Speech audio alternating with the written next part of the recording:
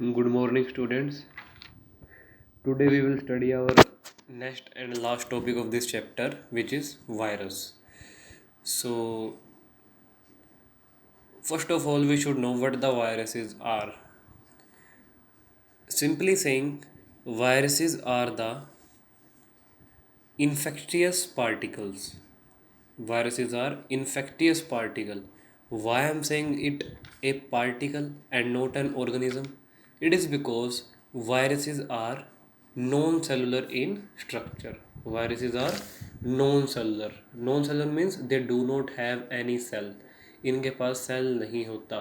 और हम बायोलॉजी में क्या पढ़ते हैं कि जिनके पास सेल होता है उसको लिविंग मानते हैं, और जिसके पास सेलुलर स्ट्रक्चर नहीं होती उसको हम नॉन लिविंग मानते हैं. तो वायरस को हम एक इन्फेक्टियस पार्टिकल बोलते हैं. एक पार्टिकल क्यों बोलते हैं? क्योंकि ये सेल नहीं होता इसके पास. तो इसलिए मैंने लिखा first point, not truly living. Truly living इनको नहीं मानते. क्यों? क्योंकि इनके पास सेल नहीं होता. तो इसी से रिलेटेड सेकंड पॉइंट क्या आ जाएगा? They are non cellular, acellular. ठीक है, सेल नहीं होता. अब देखो, सेल नहीं होता इनके पास और फिर भी वायरसेस जो है इतने सारे डिजीज़ और इतने सारे अटैक कर पाते हैं हमारी बॉडी के अंदर. कोई ना कोई तो वो लिविंग होते ही होंगे. देखो होता क्या है वायरस के बारे में, एक सिंपल बात आप सबको समझ लेनी चाहिए कि जब तक कोई भी वायरस बॉडी से बाहर है, हमारी बॉडी से या किसी भी एनिमल की बॉडी से बाहर है, किसी ऑब्जेक्ट पे है, वो नॉन लिविंग है. क्या है वो? नॉन लिविंग पार्टिकल है. सिर्फ एक पार्टिकल है और कुछ नहीं है वो. ठीक है. लेकिन जैसे ही वो वायरस किसी भी मीडियम के थ्रू किसी बॉडी के अंदर अगर एंटर करेगा, ठीक है, तो वहाँ जाके वो क्या करता है, जिसके भी अंदर वो एंटर करेगा वहाँ पे जाके वो नॉन लिविंग से लिविंग बन जाता है.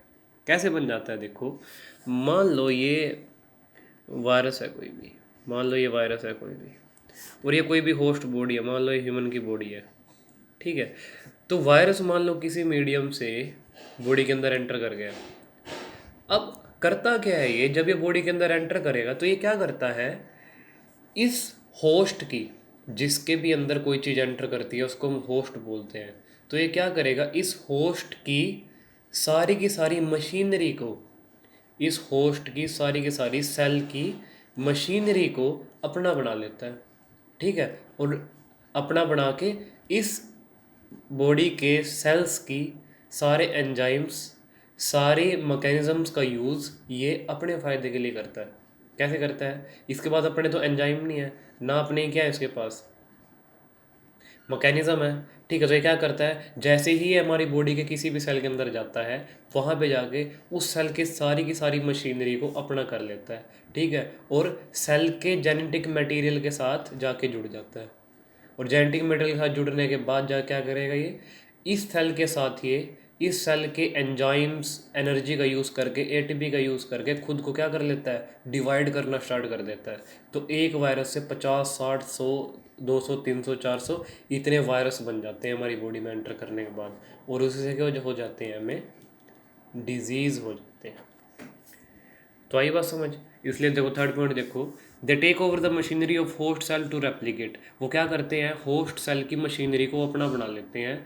क्या करने के लिए? रेप्लिकेट. रेप्लिकेट का मतलब होता है अपनी कॉपी प्रोड्यूस करने के लिए. जैसे एक वायरस 2 हो जाएंगे, 2 से 4, 4 से 8 ऐसे हो जाएंगे. ठीक है. तो सबसे पहले इसको डिस्कवर किसने किया था? एक साइंटिस्ट था, डीजे इवानोस्की. इवानोस्की एक साइंटिस्ट था जिसने इसको सबसे पहले तंबाकू प्लांट की, जो तंबाकू का पेड़ होता है, उसकी जड़ों में देखा था. तंबाकू प्लांट में एक डिजीज़ हुआ था पुराने टाइम में, अब भी होता है, उस टाइम पे हुआ था. इसको क्या बोल रहा था? Mosaic disease. क्या बोलते हैं? Mosaic disease. ठीक है. तो उस मोज़ाइक डिजीज़ के अंदर इस साइंटिस्ट ने इस वायरस को देखा था. ठीक है भाई, ये जो डिजीज़ हुआ है किसके कारण हुआ है? एक वायरस के कारण हुआ है. ठीक है. ऐसे ही एक और साइंटिस्ट आए, बीजरनेक. कौन आए? बीजरनेक. बीजरनेक ने वायरस को क्या बोला?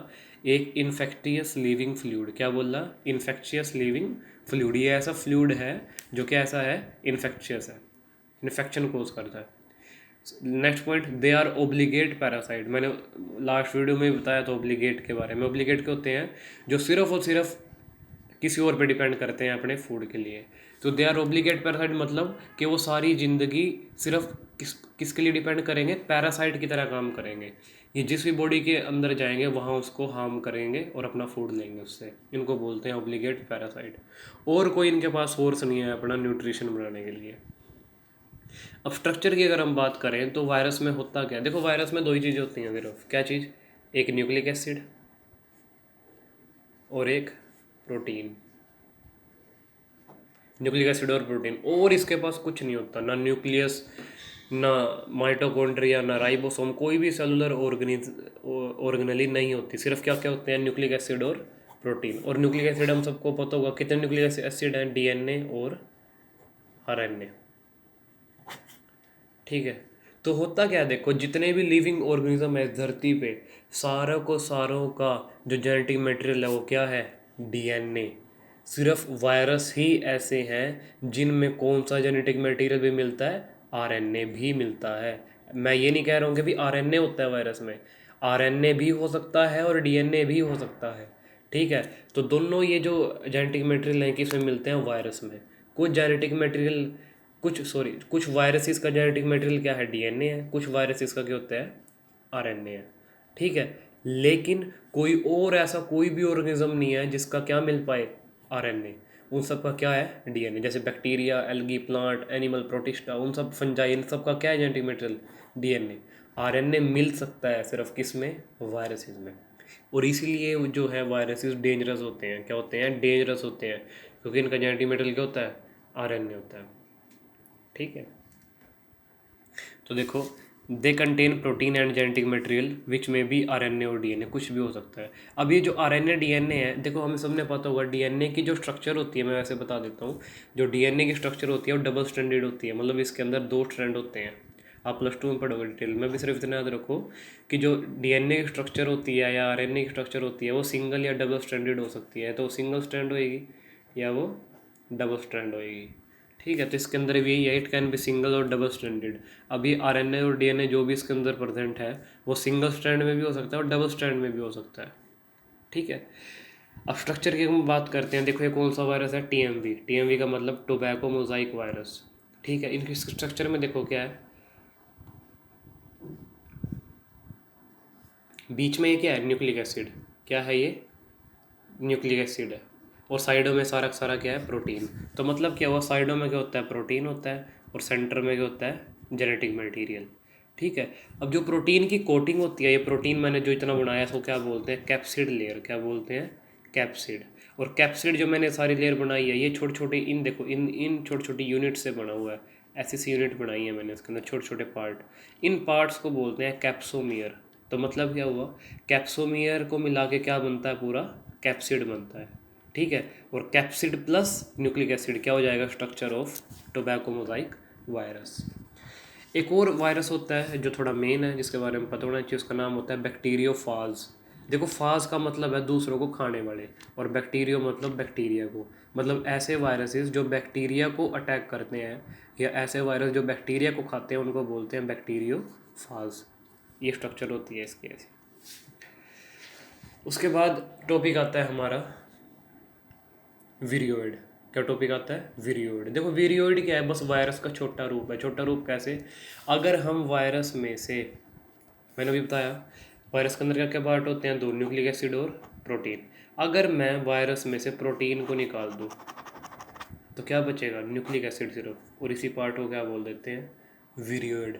मतलब कि अगर वायरस में से प्रोटीन मॉलिक्यूल को हटा दिया जाए तो बचा हुआ जो पार्ट है वो क्या होते हैं? विरियोइड। तो विरियोइड क्या होते हैं? सबसे पहले किसने डिस्कवर किए? T O Diener discovered a new infectious agent. ये भी इन्फेक्टियस एजेंट है। That are smaller than virus. जो वायरस से क्या होता है? छोटा होता है। छोटा तो ये गई क्यों? क्योंकि वायरस में क्या है? साथ साथ प्रोटीन भी है, इसके अंदर प्रोटीन नहीं है। It is free RNA. ये क्या होता है? सिर्फ फ्री आरएनए, खाली आरएनए होता है इसके अंदर। And lack protein code. और इसके अंदर प्रोटीन कोड लैक, लैक मतलब नहीं होता। तो इसके अंदर खाली आरएनए होता है, प्रोटीन नहीं होता। मतलब क्या हुआ? इसके अंदर न्यूक्लिक एसिड होता है, प्रोटीन नहीं होता। तो इनको क्या बोलते हैं? विरियोइड। ठीक है। और वायरस हम सबको पता है बहुत सारी डिजीज़ कोज करते हैं। जैसे आजकल चला हुआ है कि कोविड, एक कोरोना वायरस के नाम से है ये। ठीक है। तो कोरोना वायरस जो है उसकी वजह से होता है। तो इसमें भी सेम चीज़ है। होता क्या है इसके अंदर कि जो ये वायरस है ये क्या है? जब तक बॉडी से बाहर है नॉन लिविंग है, इन्फेक्टियस पार्टिकल है सिर्फ एक, ठीक है, बाहर है सिर्फ पार्टिकल है। लेकिन जैसे ही किसी मीडियम के थ्रू, किसी भी चीज़ के कॉन्टैक्ट के थ्रू या किसी बंदे के कॉन्टैक्ट से थ्रू हमारी बॉडी के अंदर चल जाएगा, तो बॉडी में जाने के बाद क्या करता है, हमारे सेल में एंटर करने के बाद हमारे सेल के सारे एंजाइम्स को, सारी एनर्जी को अपना बना लेता है ये वायरस।